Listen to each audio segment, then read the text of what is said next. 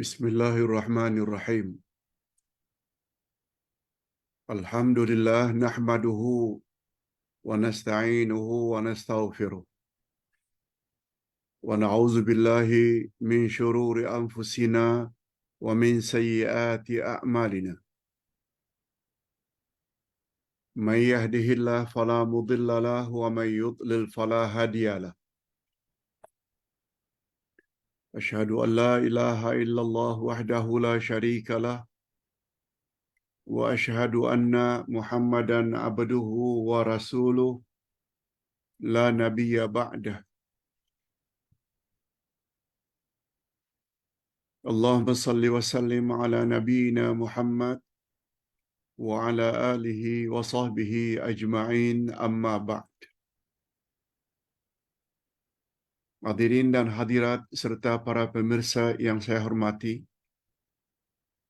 Assalamualaikum warahmatullahi wabarakatuh.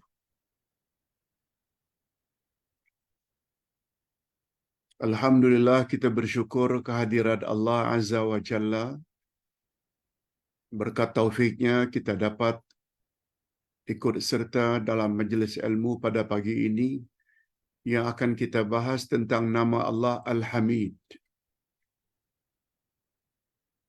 Salah satu nama Allah Al-Hamid artinya, maknanya Allah yang Maha Terpuji. Nama Allah Al-Hamid ini cukup familiar sebab dia ada kaitannya dengan hamdun. Alhamdulillah. Segala puji milik Allah. Jadi pada pagi ini lebih kurang selama 1 jam kita akan bahas nama Allah yang cukup istimewa ini. Mungkin ada yang bertanya, mengapa Allah Subhanahu wa taala memuji dirinya sendiri?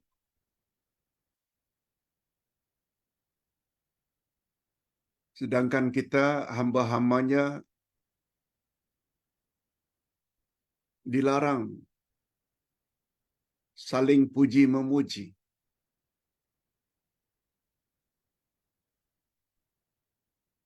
Tetapi Allah Subhanahu wa taala sendiri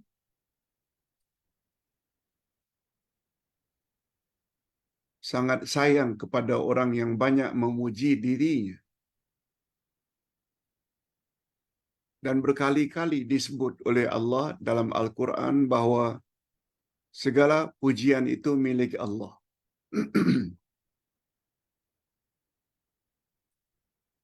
InsyaAllah dengan memahami makna nama Allah Al-Hamid, semua itu akan terjawab insyaAllah.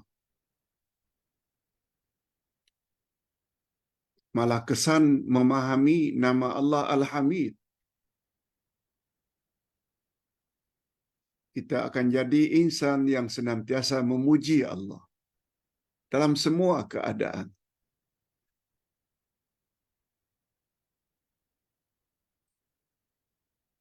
Malah kita sendiri akan berusaha untuk menghias diri kita dengan perkara-perkara yang terpuji, walaupun tidak sesempurna sifat terpuji yang ada di sisi Allah.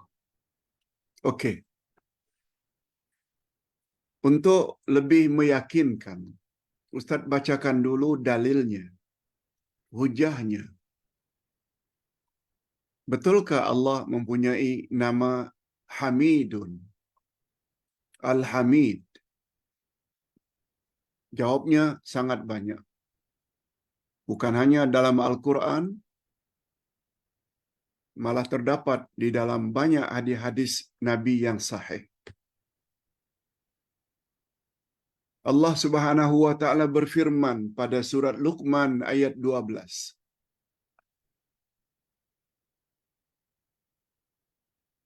Allah Subhanahu wa taala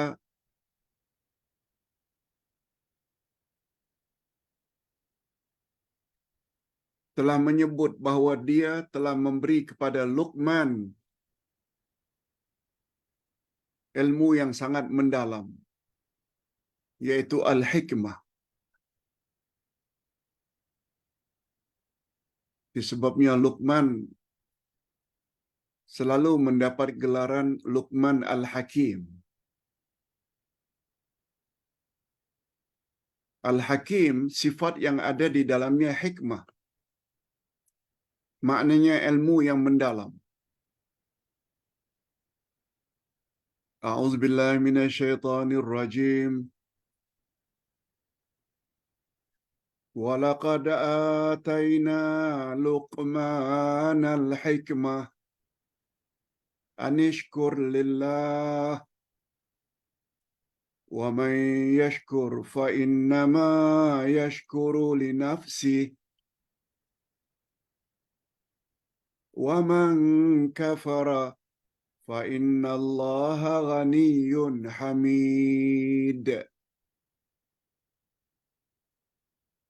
Ada perkataan Hamid pada penghujung ayat yang merujuk kepada Allah yang Maha Terpuji. Terjemahan ayat. Dan sesungguhnya telah kami berikan hikmah kepada Luqman. Luqman telah mendapat anugerah hikmah. Oleh sebab itu bersyukurlah kepada Allah terhadap nikmat tersebut. Luqman diperintahkan agar bersyukur, berterima kasih kepada Allah. Dan barang siapa yang bersyukur kepada Allah, maka sesungguhnya dia bersyukur untuk dirinya sendiri.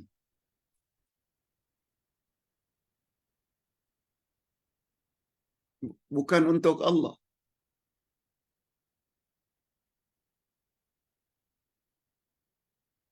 Allah perlu disyukuri. Tapi kesyukuran kita, pulangannya adalah untuk diri kita sendiri.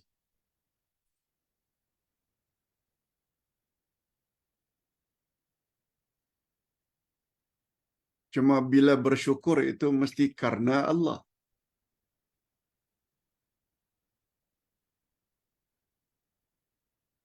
Faedah kesyukuran kita adalah untuk diri kita sendiri.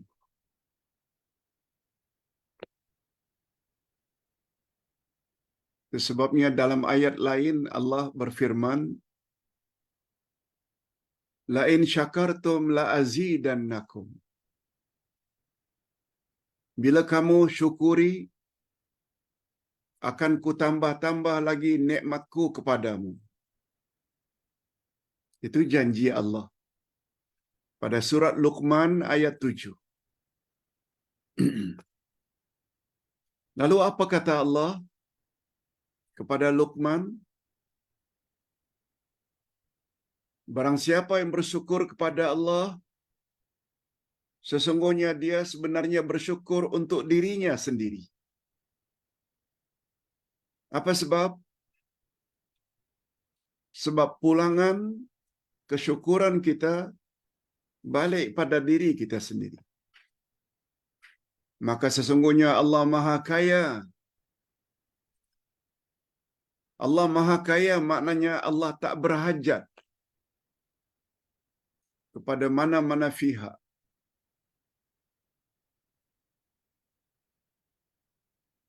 Jika awak syukuri nikmat yang Allah anugerahkan, alhamdulillah. Allah tidak berhajat. Allah tidak memerlukan. Sebab dia Maha Terpuji, dia Maha Kaya, lagi Maha Terpuji. Bukan hanya terpuji, Maha Terpuji. Dia Maha Kaya. Maha Kaya maknanya Allah tidak fakir. Fakir maknanya berhajat. Sebab Allah sempurna segala-galanya. Okey. Dengan ayat tersebut dan banyak lagi sebenarnya ayat-ayat yang lain cukuplah membuat kita yakin Allah mempunyai sifat dan nama Al-Hamid, terpuji. Sekarang kita berpindah kepada maksud atau makna Al-Hamid.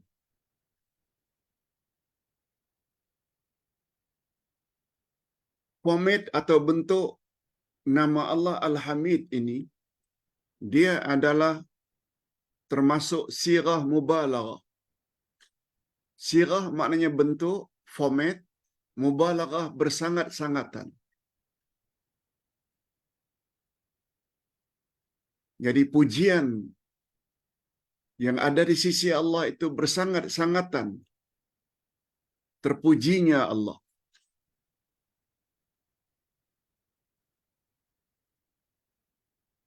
Lawan dari pujian adalah celaan. Maknanya Allah sedikit pun tidak ada sifat yang tercela. Walau sedikit. Tak ada. Okey, itu dari sudut bahasa. Dari sudut agama pula, iaitu Al-Hamid menurut pandangan syarak. Dia mengandungi banyak makna. Di sini Ustaz tulis ada 5 makna Al-Hamid.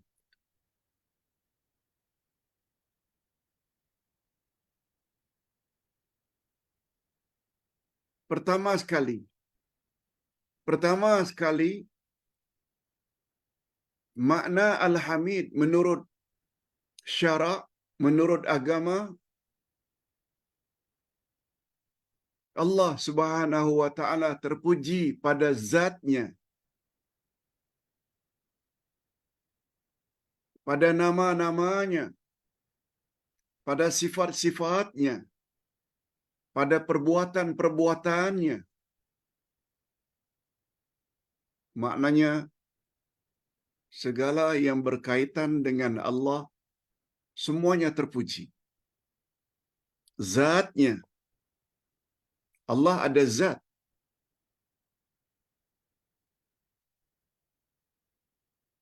Zatnya terpuji. Dirinya terpuji. Zat dengan makna diri Allah itu terpuji. Dia memiliki nama, namanya pun semuanya terpuji. Itu sebabnya nama-nama Allah dipanggil Al-Asma'ul Husna. Nama-nama yang terbaik belaka. Di dalam nama pula ada sifat. Sifatnya itu pula terpuji belaka.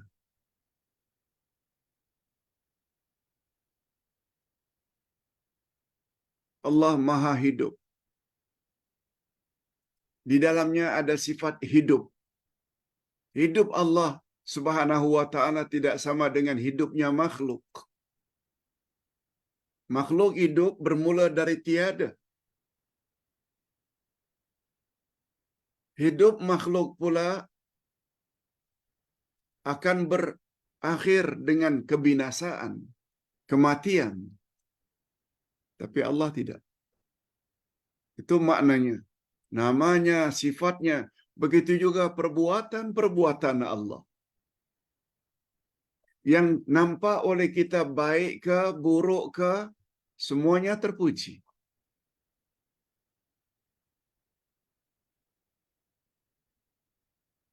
Hatta Allah Subhanahu wa taala timpakan ke atas kita musibah, mesti ada hikmah di balik musibah tersebut. Terpuji lagi.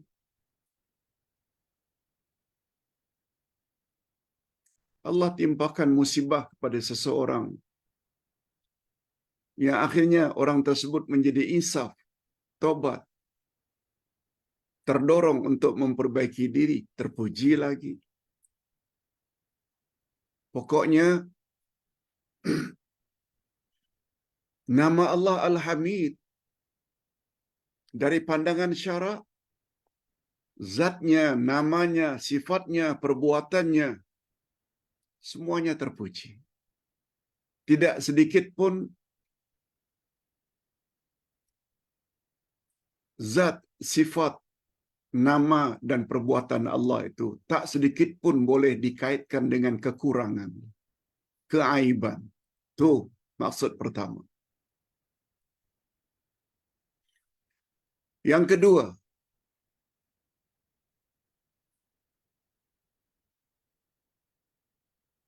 Allah Subhanahu wa taala terpuji pada syariatnya, hukum hakamnya. Apakah syariatnya itu mengandungi suruhan salat, puasa, zakat, haji, umrah, tutup aurat? Terpuji belaka. Yang jika manusia ikuti, dia layak mendapat pujian daripada Allah.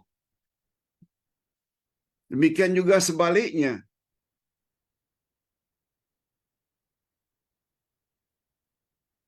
Syariat Allah dalam bentuk larangan, jangan berjudi, jangan minum arak, jangan berzina, jangan durhaka pada mak bapa, jangan rasuah, jangan mencuri, jangan berbohong, jangan khianat. Bila kita jauhi larangan-larangan Allah, kita akan jadi insan yang layak mendapat sanjungan dan pujian daripada Allah. Itu maksudnya.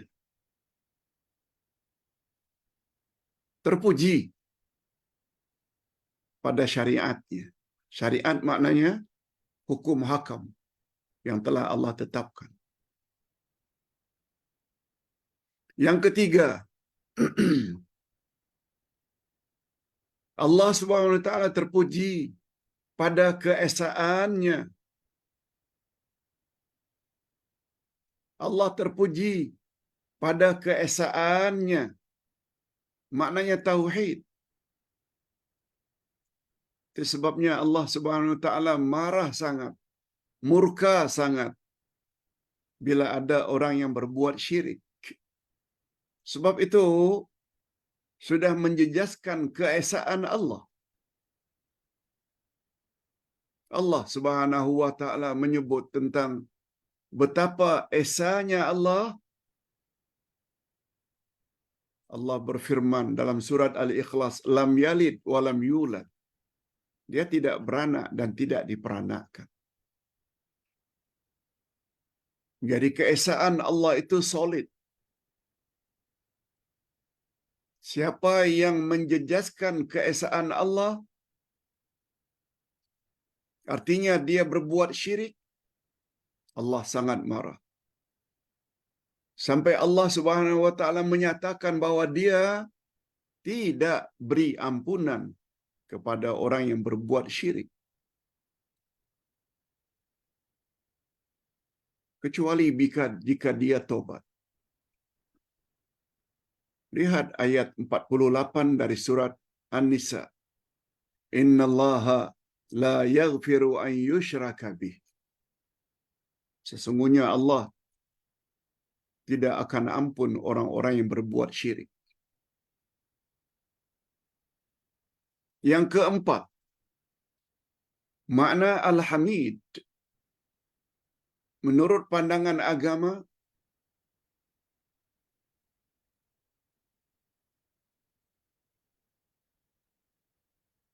di antara kesempurnaan kepujian yang ada di sisi Allah. Ustaz ulang, di antara kesempurnaan pujian kita terhadap Allah, kita mesti sampai ke peringkat tidak ada sedikit pun yang boleh dikaitkan Allah dengan keburukan. Sedikit pun tidak.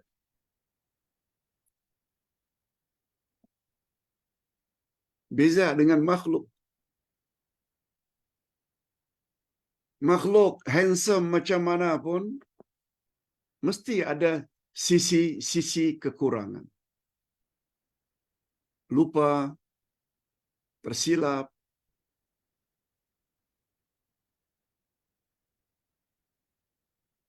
Orang yang pernah memerintah di dunia ini 500 tahun seperti Namrud. Kedengarannya hebat. Oh, 500 tahun. Coba lihat macam mana cara matinya. Hanya karena seekor lalat atau nyamuk. Firaun yang menguasai Mesir dan sekitarnya sangat kaya. Coba lihat macam mana kekurangannya. Dia mati lemas. Tapi Allah Subhanahu wa taala, kepujian yang ada di sisi Allah tidak boleh kita kaitkan dengan keaiban, kekurangan, kecacatan walau sedikit.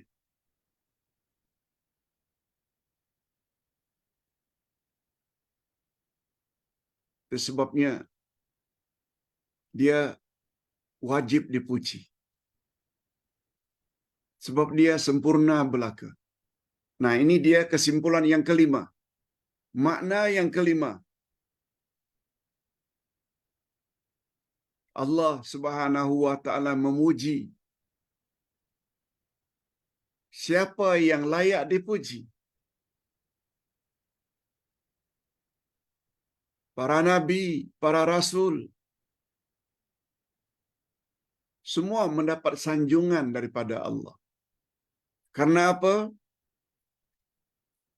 Karena keimanan mereka terhadap Allah yang Maha Terpuji. Tak ada seorang pun rasul dan nabi yang membangkang kehendak Allah. Semua mereka bersikap sami'na wa ata'na.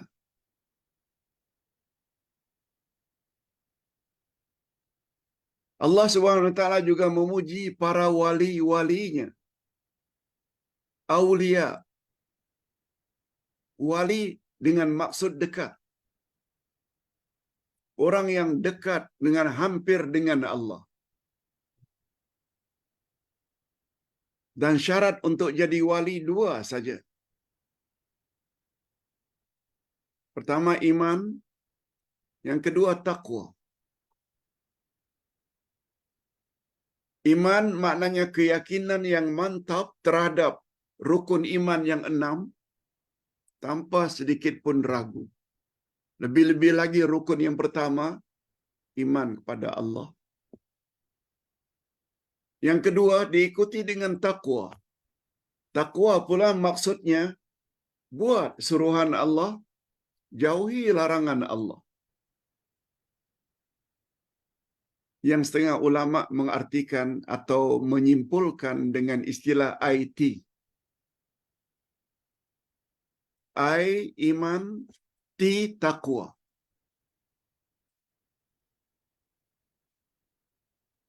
Bukan sebagaimana istilah yang lazim kita dengar. IT dengan makna kemahiran dalam teknologi. Boleh, itu tak salah. Tapi yang paling mustahak, kalau ingin mendapat kasih sayang Allah, pujian daripada Allah, kita hendaklah memiliki iman dan takwa. Kita layak dipuji. Allahu Akbar. Allah tidak akan memuji seseorang kalau orang itu tidak ada iman. Allah tak akan puji seseorang kalau orang itu tidak bertakwa. Ini yang kita maksudkan wali-wali Allah.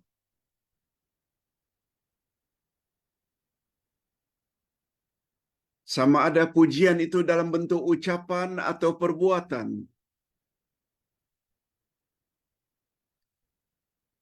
Sampai-sampai makhluk yang tak boleh bercakap pun boleh memuji Allah.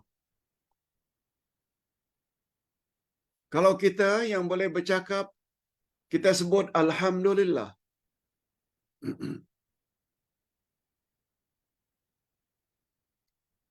Lebih-lebih lagi, kalau kita nyatakan pujian kita kepada Allah dalam bentuk perbuatan, buat suruhan-suruhannya, jauhi larangan-larangannya. Itu maknanya kita telah memuji Allah dalam bentuk perbuatan. Macam mana dengan binatang, Pak Ustaz? Macam mana dengan tumbuh-tumbuhan? Macam mana dengan bulan, bintang, matahari? Allah sendiri yang menyebut semua makhluknya tanpa kecuali semuanya bertasbih mensucikan Allah. Ini ayatnya. Lihat Al-Isra ayat 48, 44. Wa in min syai'in illa yusabbihu bihamdih walakin la tafqahuna tasbihahum innahu kana haliman ghafura. Tidak ada satu pun makhluk melainkan mereka semua bertasbih dengan memujinya. Yusabbihu bihamdi. Semua makhluk mereka bertasbih dengan memuji Allah. Walakin la tafqahuna tasbihahum. Tetapi kamu tak tahu bagaimana cara mereka bertasbih. Berdasarkan ayat ini, kita kena yakin bulan bertasbih, bintang bertasbih, matahari bertasbih, ayam, kambing, lembu, onta, harimau, beruang, semuanya bertasbih. Daun-daunan, batu, pasir, semuanya bertasbih. Berdasarkan ayat ini, walaupun kita tak tahu macam mana cara mereka bertasbih. Kita tak tahu. Itu maksudnya, walakin la tafqahuna tasbihahum. Tetapi kamu tidak tahu macam mana cara mereka bertasbih. Namun, kita kena yakin semua mereka bertasbih. Memuji Allah. Kalau kita pula umat Nabi Muhammad sallallahu alaihi wasallam telah diajar oleh Nabi, tasbih hendaklah kamu sebut selalu subhanallah, subhanallah, subhanallah.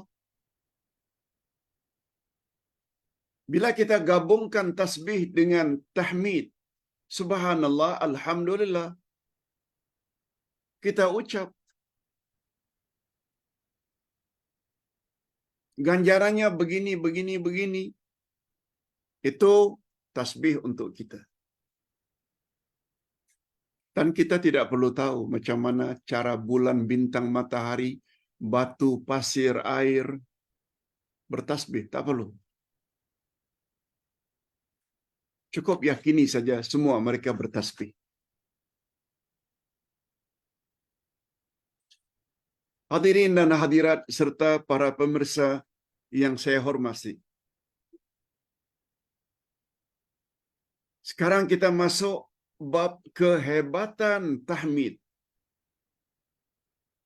Kehebatan nama Allah Al-Hamid. Di mana hebatnya, Pak Ustaz? Ini jawabannya. Ada dua Ustaz tulis di sini. Lihat muka surat 652. 652. Kehebatan nama Allah Al-Hamid. Pertama,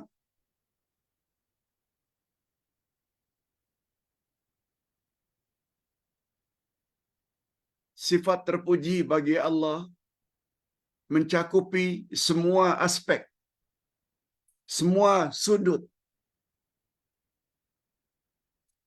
sehingga tidak mampu untuk kita hitung, sehingga kita tidak mampu untuk kita kira.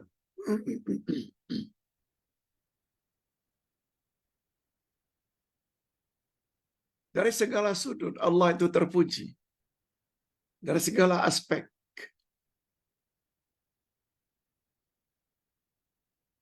Dan ingat,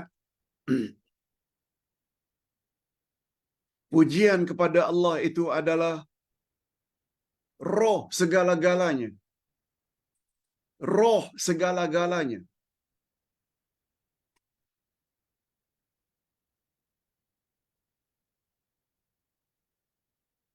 Dia memiliki nama dan sifat, pujian dan sanjungan tidak mampu untuk diketahui hatta oleh para malaikat yang hampir dengannya. Malaikat muqarrabin pun tak tahu dan menghitung pujian yang ada di sisi Allah.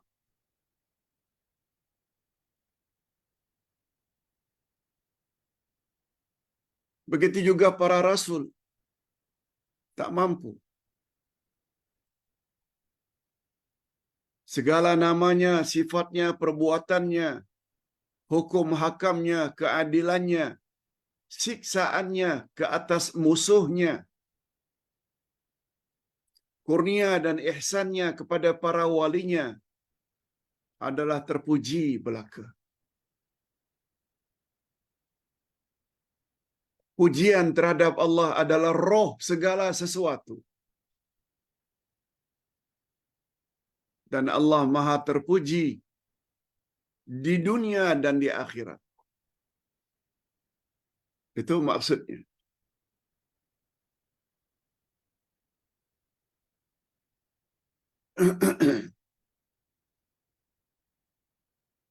Itu sebabnya jangan heran kalau Nabi Muhammad sallallahu alaihi wasallam pernah bersabda, kalimatani habibatani ila rahman saqilatani fil mizan khafifatani ila lisan.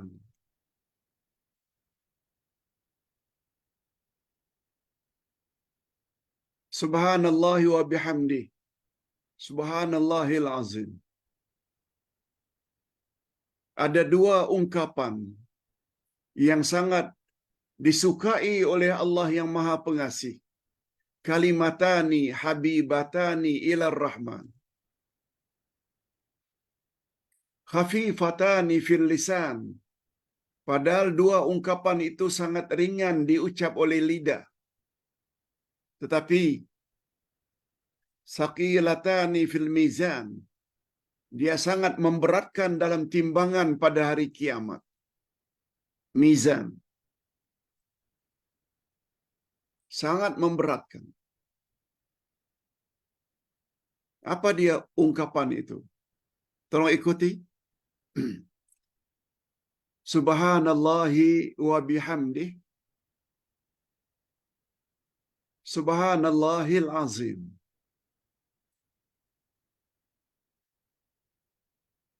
Ulang banyak-banyak. Sambil masak ke, sambil menggosok baju ke, sambil membersih rumah ke, sambil cuci piring ke, sambil menidurkan anak ke atau cucu. Subhanallahi wa bihamdi. Subhanallahil azim. Subhanallahi wa bihamdi. Subhanallahil azim. Subhanallahi wa bihamdi. Subhanallahil azim. Apa maksudnya?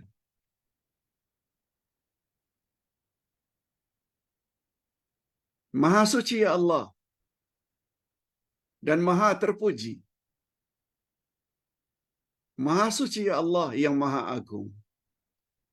Maha suci ya Allah dengan segala puji-pujian terhadapnya. Maha suci ya Allah yang maha agung. Ulang.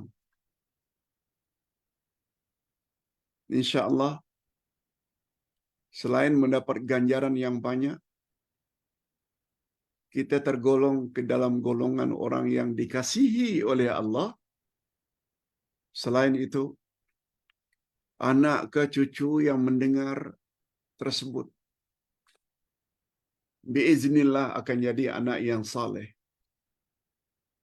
setelah besar nanti. Dan bila diulang-ulang, rumah kita pun akan jadi rumah yang diberkati oleh Allah. Laksanakan.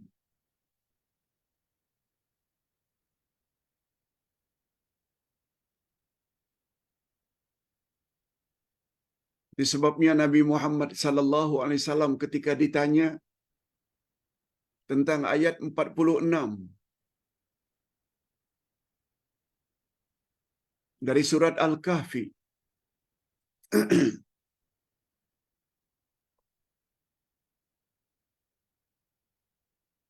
Al-mal wal banuna zinatul hayatid dunya.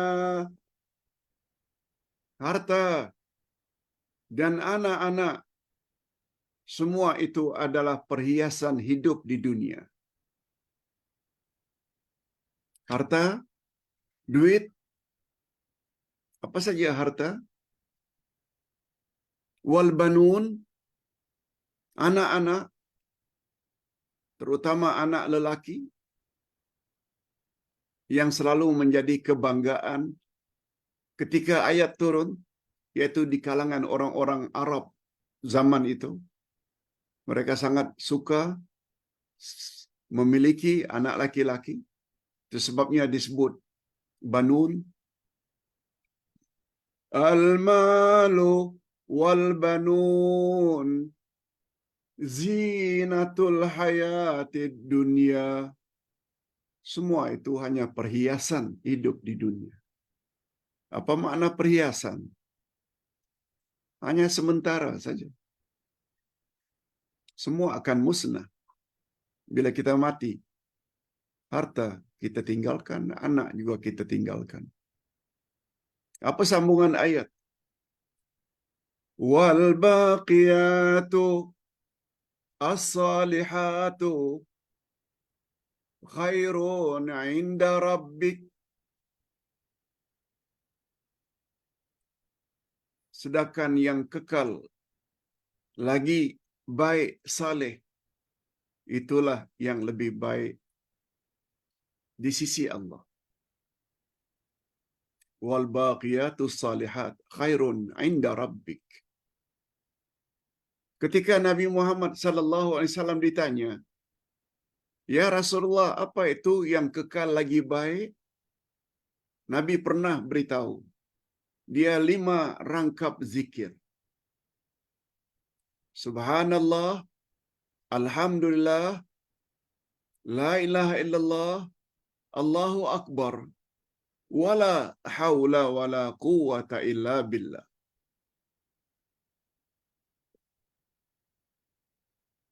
Semua kita hafal. Ulang-ulang selalu. Apalagi kita yang sudah lansia, sudah warga emas, lanjut usia.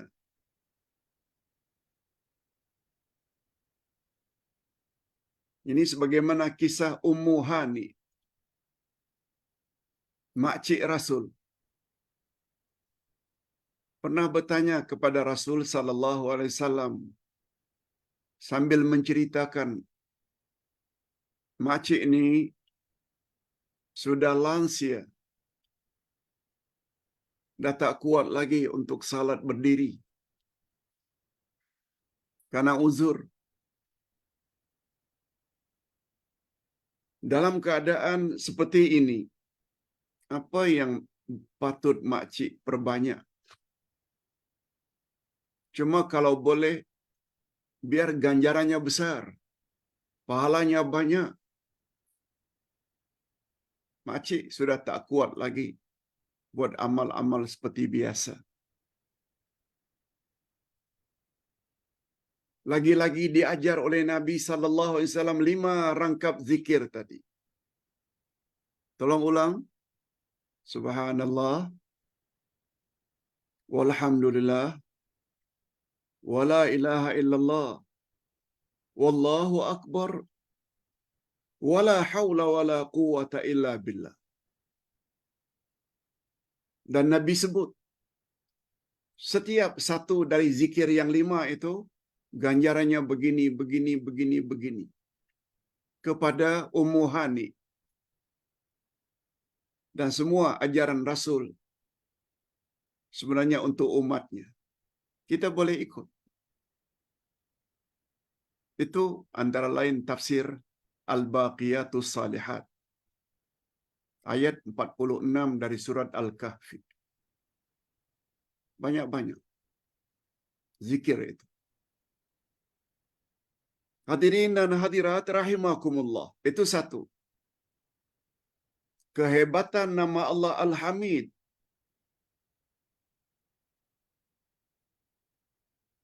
Yang pertama, pujian terhadap Allah mencakupi semua sudut yang tak mampu kita hitung.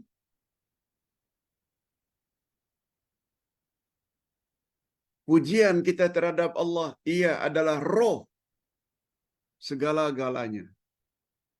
Bila disebut roh, maknanya tanpa roh bimbang, kita tidak layak mendapat ganjaran dari sisi Allah. Roh manusia, makhluk, bila ada roh baru hidup. Tanpa roh maknanya mati. Itu maksud puji-pujian terhadap Allah adalah roh segala-galanya.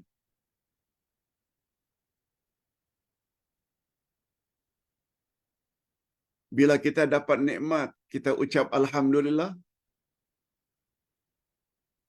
Hatta bila dapat musibah pun kita ucap Alhamdulillah.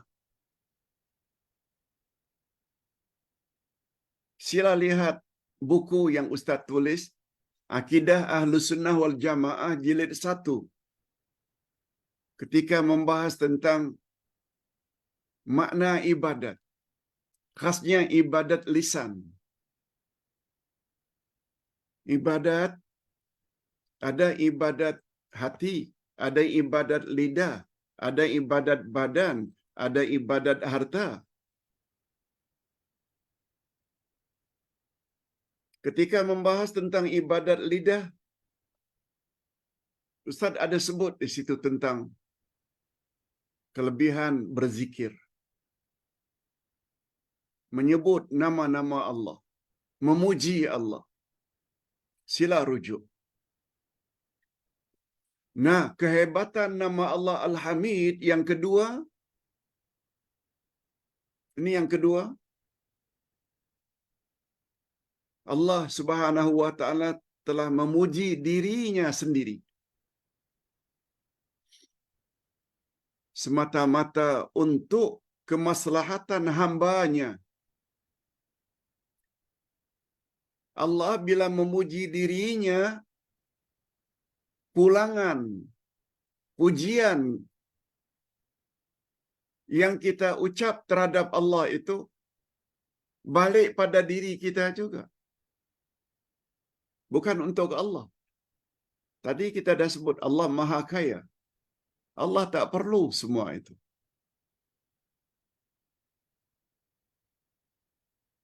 Pertama sekali apa sebab? Allah memuji dirinya.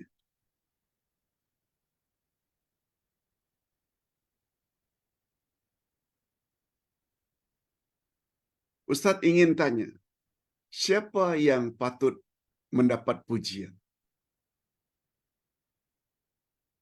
Oh, pihak yang patut mendapat pujian bila pada dirinya ada sifat-sifat terpuji belaka. Itu sebabnya tidak salah kita memuji orang lain sekedarnya. Masya Allah, baiknya Tuhan membantu kami. Tak salah. Masya Allah, Tuan nampaknya semakin sehat. Tak salah. Masya Allah. Makin besar saja rumah Tuan. Memuji sekedarnya tak salah. Pujian ada kaitannya dengan kebaikan yang ada pada seseorang. Cuma berpada-padalah kalau memuji sesama insan. Tapi bila dikaitkan puji-pujian itu terhadap Allah, semua kita tahu,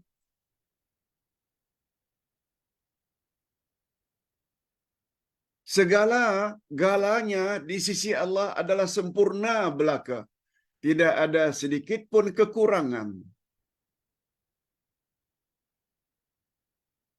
Zat seperti itu layak tak, wajar tak dipuji? Yes, itu dia. Itu sebabnya Allah sendiri menyebut pada awal-awal Quran lagi, Alhamdulillah. Segala puji milik Allah.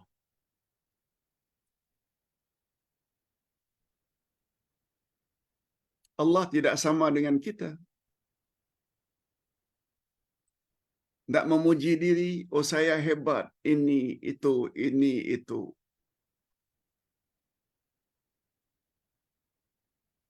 Sebenarnya tak patut. Sebab kita penuh dengan kekurangan. Penuh dengan kekurangan. Allah tidak ada kekurangan walau sedikit. Dari sudut lain pula, bila kita puji Allah, pulangan pujian kita itu untuk diri kita sendiri. Dalam hadis sahih riwayat Imam Bukhari,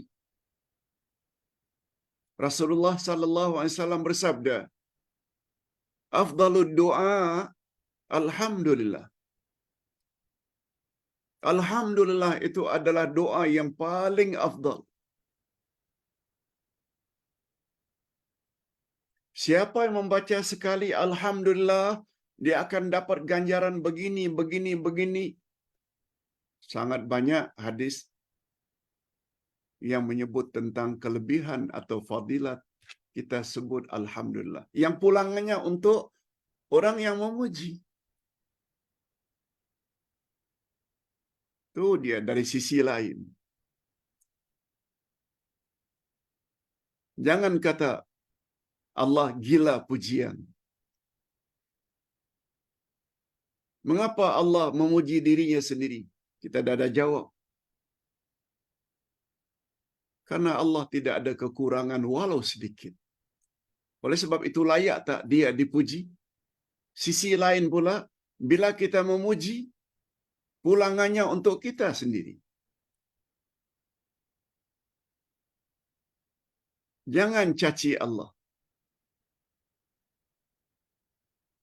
Allah menyebut tentang kalamnya, Al-Quran. Zalikal kitabu la raiba fi. Hudal lil muttaqin.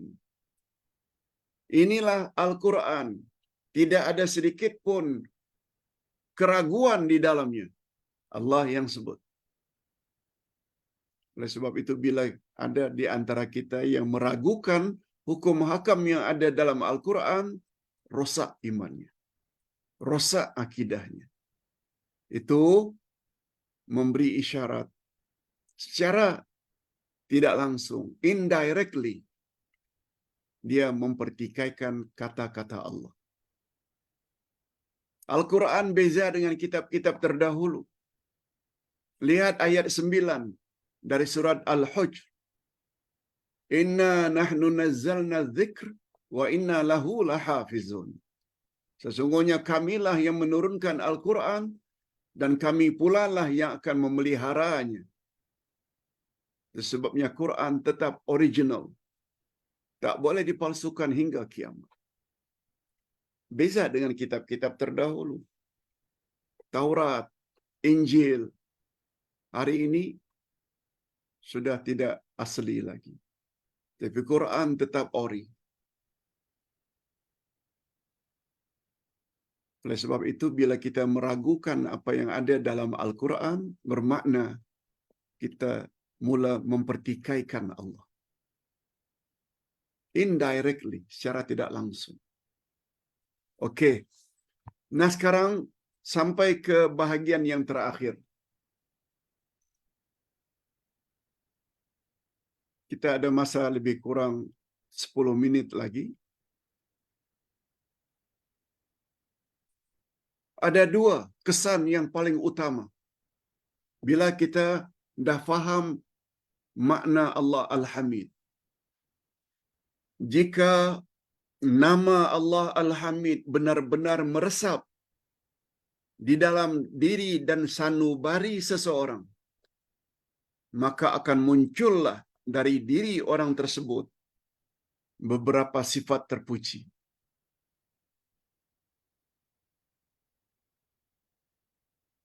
Sudah 50 minit kita dengar penjelasan tentang nama Allah Al-Hamid.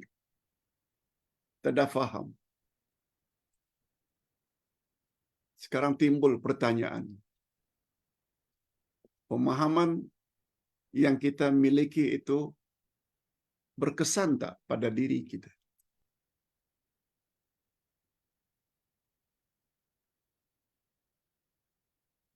Hadirin dan hadirat, ini ada kaitannya dengan topik yang akan kita bahas nanti jam 10.30 duha hari ini.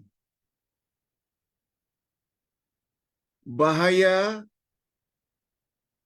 alim tentang ilmu keduniaan, tetapi pada masa yang sama jahil tentang ilmu akhirat. Ilmu akhirat maknanya ilmu agama.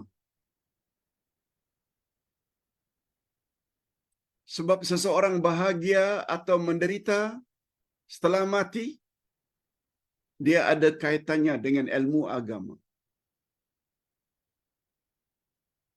Dari pertanyaan mukar wa nakir saja dalam kubur, kita dah tahu dah betapa pentingnya kita kenal Allah, kenal Rasul, dan kenal selok-belok agama. Sebab hadisnya sahih menyebut pertanyaan mukar wa nakir yang bakal diajukan kepada setiap kita. Man rabbuka? Siapa Tuhan? Macam mana nak jawab bila kita tak kenal Allah?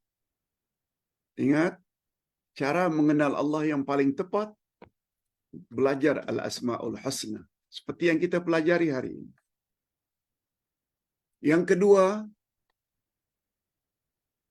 melalui ayat-ayat Allah. Antara lain ayat-ayat Quran, sebab Quran kalamullah.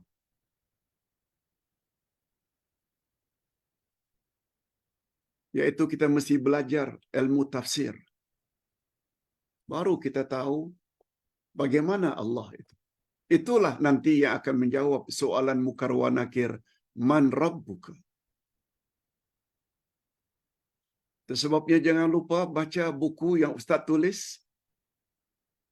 Jawaban tepat terhadap pertanyaan dalam kubur. Ustaz tulis dengan ketebalan 350 muka surat.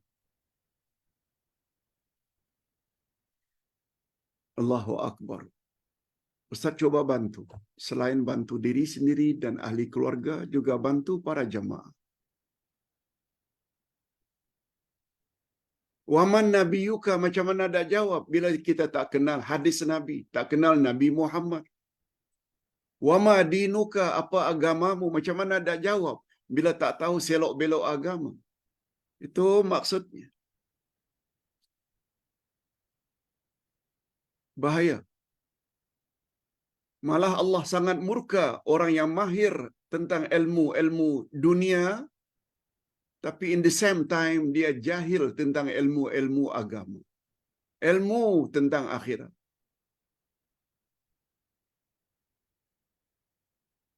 Nah, sekarang timbul pertanyaan, apa kesan pada diri kita setelah tahu nama Allah Al-Hamid? Pertama, dia akan senantiasa memuji Allah, tak kira sedang senang atau susah. Dia tidak hanya sebut Alhamdulillah bila dapat nikmat. Dia juga akan ucap Alhamdulillah bila sedang diuji, bila ditimpa musibah. Pak Ustaz, macam janggal saja. Tolong jelaskan Pak Ustaz. Kalau ditimpa musibah pun kita ucap Alhamdulillah. Iya. Apa maksudnya Pak Ustaz?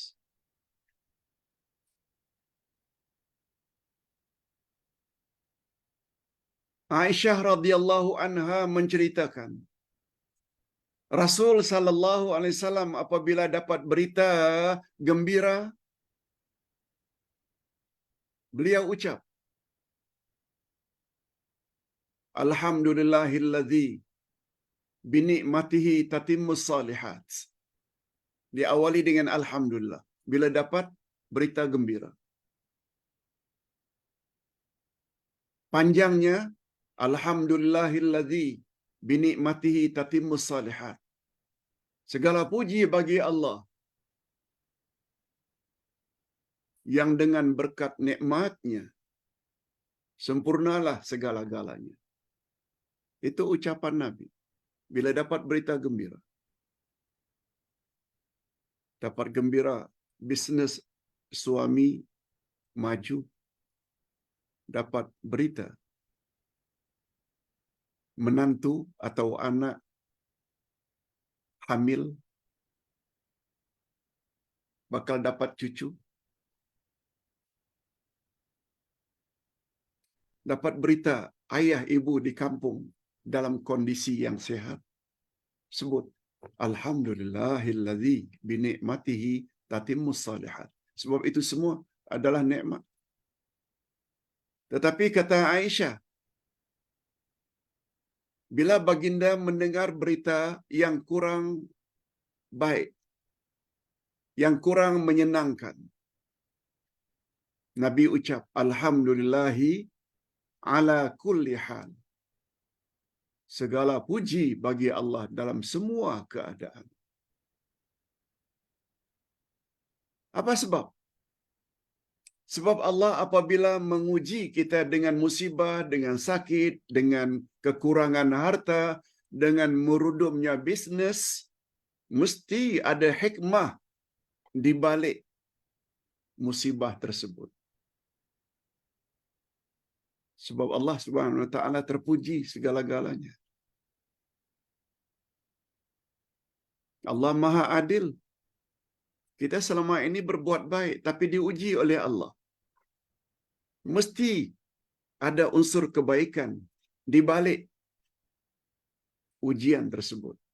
Itu sebabnya Nabi ucap Alhamdulillahi ala kulli hal. Segala puji bagi Allah dalam semua keadaan, dalam semua kondisi. Malah Ustaz pernah sebut, para sahabat apabila ditimpa musibah, mereka ucap Alhamdulillah sampai 4 kali. Mengapa 4 kali? Ustaz dah selalu sebut. Pertama, dengan musibah tersebut, Allah akan hapuskan dosa-dosa kita. Dengan penghapusan dosa, terutama dosa-dosa kecil, perlu tak kita ucap syukur Alhamdulillah? Ya. Yang kedua,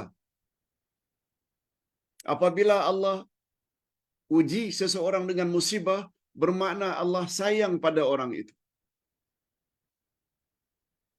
Innallaha idza ahabba imra'an ibtala, sabda Nabi. Allah apabila sayang pada seorang, diujinya orang itu. Yang ketiga, Dengan musibah kita berpeluang untuk sabar. Dan sabar sangat besar ganjarannya. Lihat ayat 10 dari surat Az-Zumar. Innama yuwaffas sabirun ajrahum bighairi hisab. Allah beri ganjaran pada orang yang sabar tanpa hisab. Unlimited. Dan yang keempat, kita ucap Alhamdulillah karena musibah tersebut hanya musibah dunia, bukan musibah agama. Sekedar tidak handsome, sekedar hidung pesek, sekedar bibir sumbing, sekedar anak diberi oleh Allah cacat sana sini. Itu musibah dunia, bukan musibah agama. Musibah agama dikenakan dosa. Seperti berzina, berbohong, rasuah, itu musibah agama.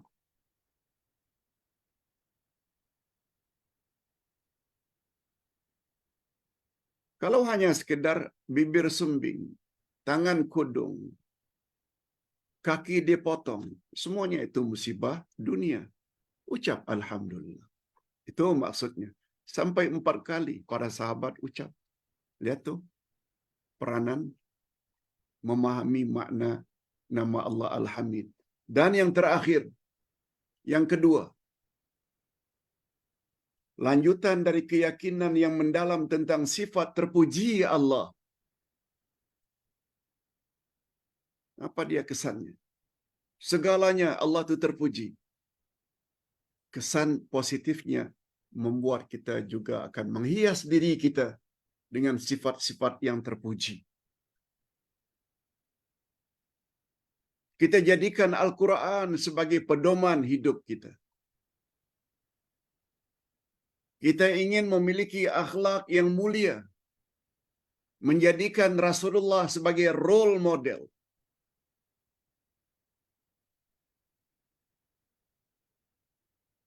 Rasulullah sebagai qudwah hasanah, contoh teladan terbaik bagi kita. Apa sebab? Ini ada kaitannya dengan jawaban istri-istri Rasul ketika mereka ditanya setelah baginda wafat. Ya ummahatil mu'minin, wahai ibu-ibu orang yang beriman. Itu panggilan untuk istri-istri Rasul. Bagaimanakah akhlak Rasulullah? Mereka hanya menjawab, kana khuluquhu al-Quran. Kamu ingin tahu akhlak budi pekerti Rasulullah? Akhlak Rasulullah adalah Al-Quran. Apa maknanya akhlak Rasulullah adalah Al-Quran? Baginda akan buat apa yang Allah suruh dalam Quran. Baginda akan jauhi apa saja yang Allah larang, yang tertera dalam Al-Quran. Jadi Rasulullah itu dirinya bagaikan Al-Quran berjalan. Insan seperti itu yang sepatutnya kita jadikan teladan. Mudah-mudahan apa yang kita sampaikan pada pagi ini ada juga manfaatnya. Jangan lupa ikuti kuliah duha nanti. Notanya Ustaz sudah kirim dengan tajuk Bahaya Alim tentang ilmu-ilmu keduniaan tapi jahil tentang ilmu-ilmu agama atau ilmu akhirat. Alhamdulillahirabbil alamin. Wassalatu wassalamu ala asyrafil anbiya'i wal mursalin wa ala alihi wa sahbihi ajma'in. Rabbana zidna ilman nafi'a wa rizqan thayyiba wa amalan mutaqabbala. Ya Allah, ya Tuhan kami, kami telah belajar pagi ini namamu Al-Hamid. Puji-pujian terhadapmu tidak dapat kami hitung. Kamu maha terpuji, ya Allah, yang tidak sedikitkan boleh dikaitkan dengan kekurangan, keaiban atau kecacatan. Itu sebabnya sekarang kami yakin Engkau adalah zat yang memang patut untuk dipuji. Oleh sebab itu tidak heran kalau Engkau menyatakan segala puji milikmu dan pulangan pujian kami terhadapmu adalah untuk diri kami sendiri. Sebab Engkau maha kaya. Birahmatika ya arhamar rahimin.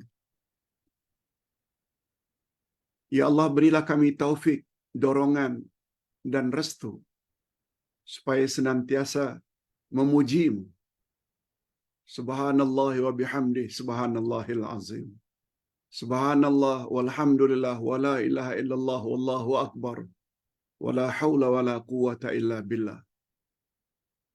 Sebab Engkau telah berjanji melalui lisan Rasul-Mu. Itulah zikir-zikir yang terbaik, yang kelak layak mendapat ganjaran di akhirat nanti. Dan layak mendapat kasih sayang-Mu. Wa sallallahu ala nabiyyina Muhammad wa ala alihi wa sahbihi ajma'in. Subhana rabbika rabbil izzati amma yasifun. Wa salamun alal mursalin. Walhamdulillah rabbil alamin. Subhanakallahumma wa bihamdik. Asyhadu an la ilaha illa anta astaghfiruka wa atubu ilaik. Wassalamualaikum warahmatullahi wabarakatuh.